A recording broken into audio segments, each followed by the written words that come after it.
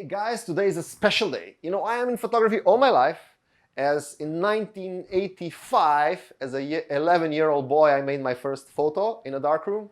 And ever since, I am in photography with all my heart, my soul, my body, and people around me are kind of sick of me talking always about photography, some of them.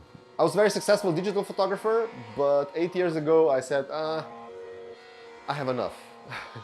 And I went back to the analog photography with a conviction this is the best way a photography could look like. And this print is the most beautiful print I ever seen. Follow me in this vlog and see what I mean.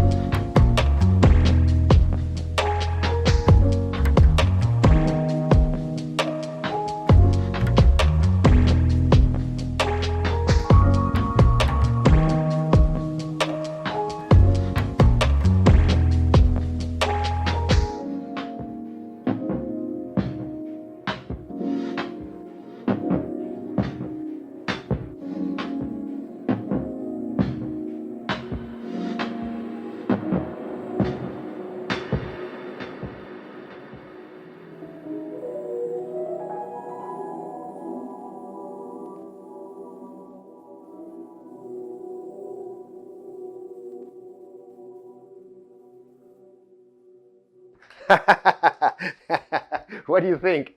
Isn't that, would you agree that this is, for me, it's the most beautiful print I ever made.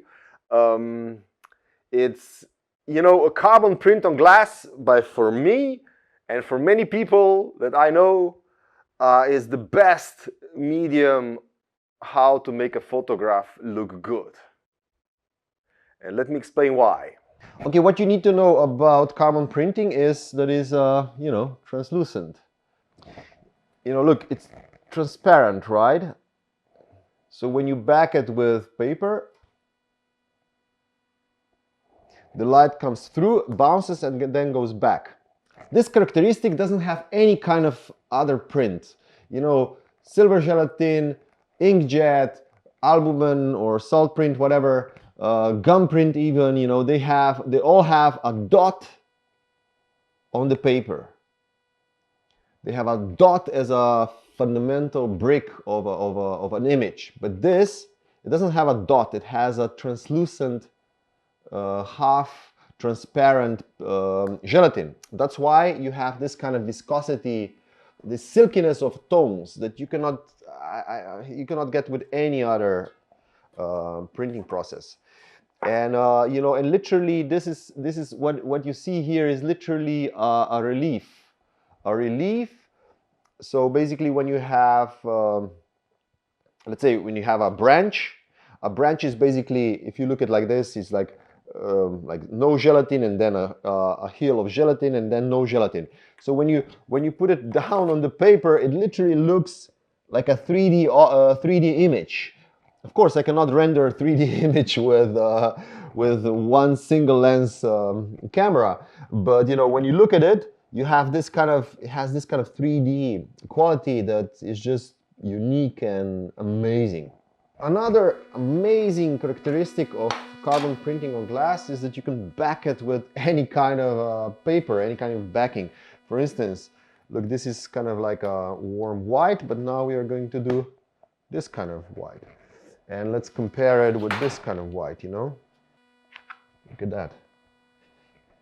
You see? This is kind of like an orotone. And what is my, like for this picture, I've chosen handmade paper, a Max from Austria. Thank you. You gave me this paper, what, 6 years ago? It's handmade, and when I was processing an albumen or salt print, it was too soft. It's kind of disintegrated. But for backing, is the best paper. It's my favorite choice. So, okay guys, this part, it will be a little bit technical. I will try to keep it short as much as you can. This information I will give you now is, it will not be from A to Z, but the guys who are practicing carbon printing, this will value this information, okay? It's not for everybody. For active carbon printers, this is something very cool. Okay, I learned carbon printing from Mark Osterman, from George Eastman House, and Calvin Greer from Liria near Valencia in Spain. And those guys are really know their job, and so I recommend the workshops with them. What I've made is I took both of the practices and I mixed them into my own one. So I rewrote all the recipes, all the temperatures, all the and so on and so on. So basically, I rewrote them and made them suitable for my kind of negative, for my kind of aesthetic that I want to get. Good. So let's go back. What I've done. What's the biggest difference? The biggest difference is sensitizing. Usually you have a glop, tissue, a carbon tissue, and then you put a sensitizer on top. Either you brush it or you soak it or sub it. I call it, yeah, sub it in a bath of sensitizer, and then this sensitizer soaks in. What I do, I mix dichromate inside the tissue. So this is the first big advantage. If you mix the dichromate in the tissue, it will be equally distributed throughout the tissue, throughout the depth. It will be equally. It will not be on the top the most and on the bottom the least. It will be equally. So that's why I'm getting this kind of crazy blacks and rich tonality, you know, because it goes much deeper and much more. All the shades are more equally represented.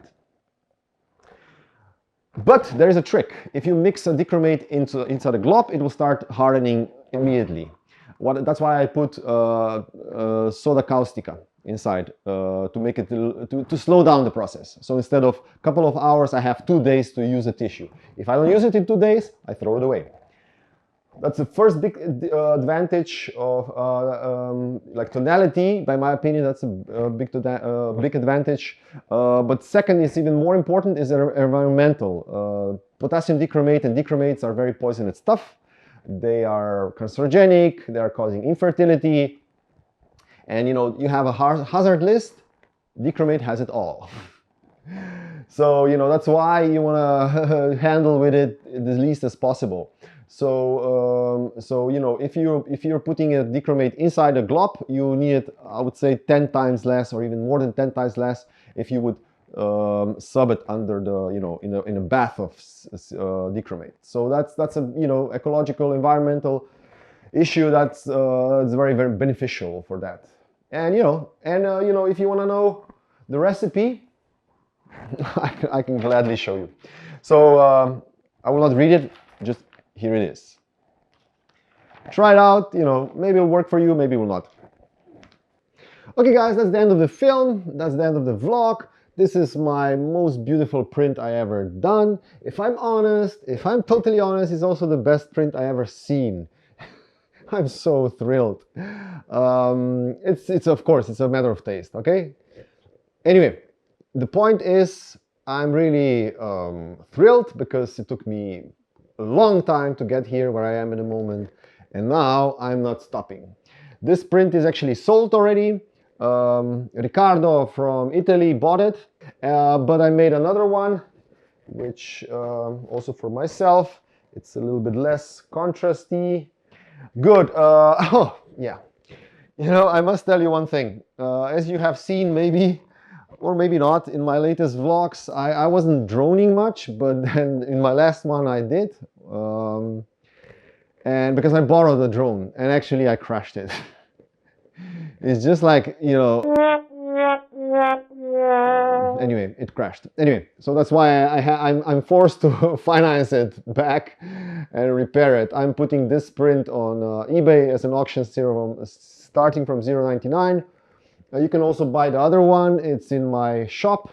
So, but you know, it's not cheap, guys. This auction will be the cheapest that you can get. Or maybe not, you know. Anyway. Lucky Patron. Lucky Patron is Michael Gracer from Philadelphia, USA. Thank you so much. Thank you guys for supporting me. Thank you, my Patrons, and you know. Thank you for buying my books. This is another huge dream come true. So thank you for your support.